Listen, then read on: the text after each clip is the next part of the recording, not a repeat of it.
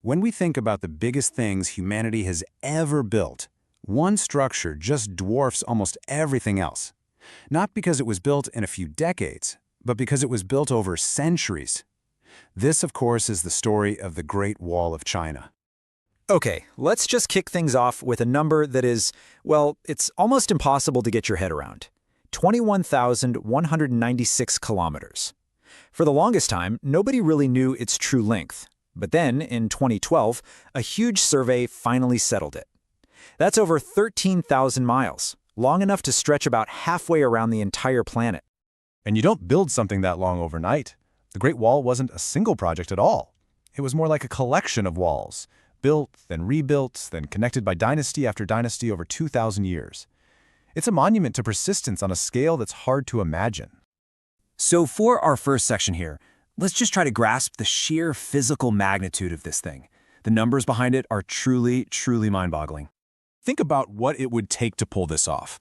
The workforce, nearly 800,000 people. We're talking soldiers, commoners, and even convicts.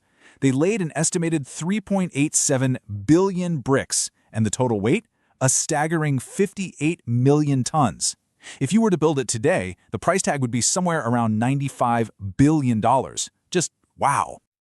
But why? Why go to all that trouble? Let's get into its real purpose. See, the Great Wall wasn't some vanity project. It was a military fortress, and it was born out of pure necessity.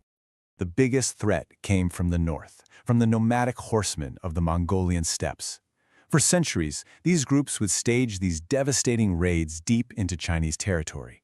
So the Great Wall was China's sprawling, ambitious, and maybe even desperate answer to that constant threat.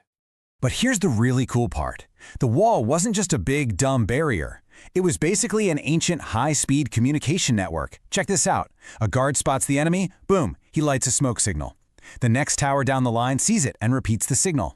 Within just a few hours, a warning could travel over 600 miles, way faster than any horse could gallop.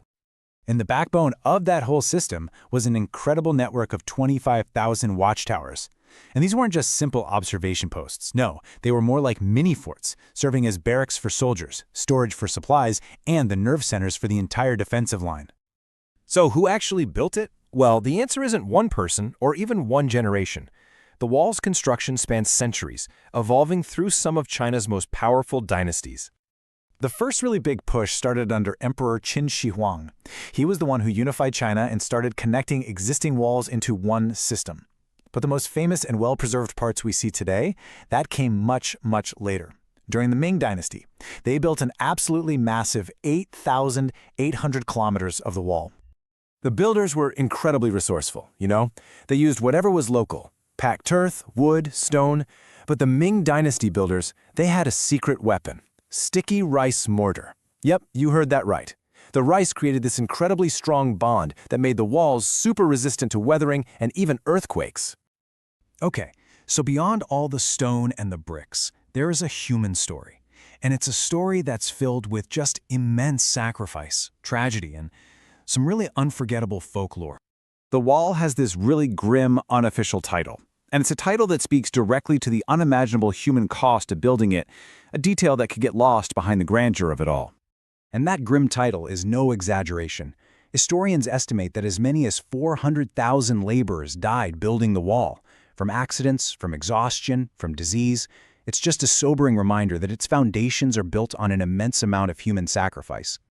Now, amidst all these tragic stories, other legends have grown around the wall, some a bit more modern than others. So let's tackle the biggest myth of them all, the one we've all heard since we were kids. Can you really, actually see the Great Wall from the moon?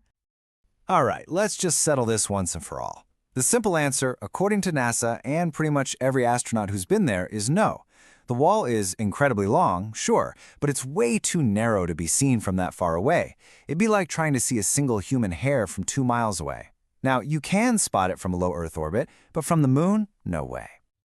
The wall is also just woven into the fabric of Chinese folklore. The most famous story is about a woman named Meng Jiangnu, When her husband died building the wall, she traveled there and wept so bitterly that her grief supposedly caused an entire section of the wall to collapse, revealing his body so she could give him a proper burial. And then there's this other legend that really speaks to the builder's ingenuity. At the Jiayu Pass, a foreman calculated they needed exactly 99,999 bricks. But when the job was done, there was one brick left over. To save his crew from getting in trouble, he declared that the extra brick was placed there by a deity to keep the wall stable. And so, it could never be moved. And that single brick is still there today. So how did this ancient fortress transform into the modern icon we know today? Its purpose now is radically different from what it was built for. I mean, the shift is just dramatic. What was once a shield designed to keep people out has become a magnet designed to bring people in. It's not a military line in the sand anymore. It's a global symbol of history, culture, and endurance. Its modern status was really cemented through a few key events. After it opened to tourism in 1970, it was designated a UNESCO World Heritage Site in 1987, which is a huge deal. And then in 2007, it was voted one of the new 7 wonders of the world. Today, that global recognition translates into massive numbers of visitors. We're talking an estimated 10 million tourists from China and all around the globe who visit a section of the Great Wall every single year. And all that tourism is a major economic engine. Annually, the Great Wall generates around $15.5 billion in revenue. So it's not just a cultural treasure, it's an economic powerhouse. So, we end with this question. When you look at the Great Wall, its incredible scale, its long history, the lives it took to build, what do you see? Is it the ultimate symbol of human ingenuity and perseverance? Or is it a timeless reminder of the immense human cost that can come with such grand ambition? Perhaps the truth is that it will always be both.